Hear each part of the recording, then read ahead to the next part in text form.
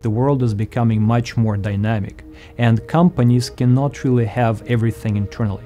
A company cannot be innovative, it cannot be efficient if it does not have alliances and partnerships with buyers, suppliers, and competitors. And the more uncertain is the world, the faster the world is moving, the more you need alliances and partnerships, the more you need to know how to extract network advantage. The book talks about how companies can achieve competitive advantage by building networks with their customers, suppliers, and perhaps even competitors. So the three key messages are that companies are connected, just like people. Through these connections, through these partnerships and alliances, companies exchange information, knowledge, resources, and the structure of these relationships, the configuration of networks that your company has with its customers, suppliers, competitors, will affect your competitive advantage. The key learning from the book is also that inside the organization, the top management has to create the environment for free knowledge flows. And they should also help people to understand how the learnings from one alliance can be used in another.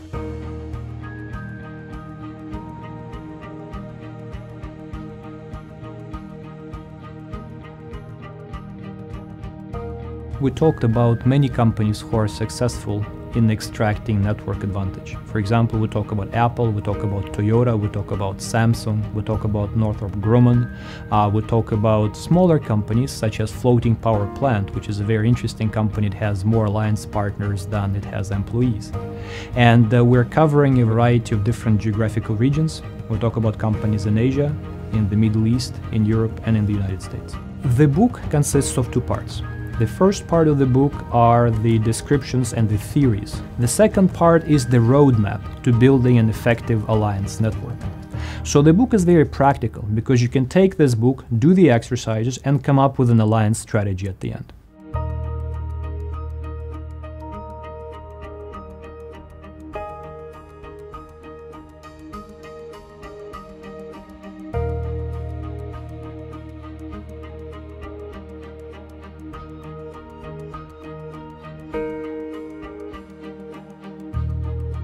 As a strategy professor, I really care about how firms can become better, how they can become more effective, efficient, more innovative.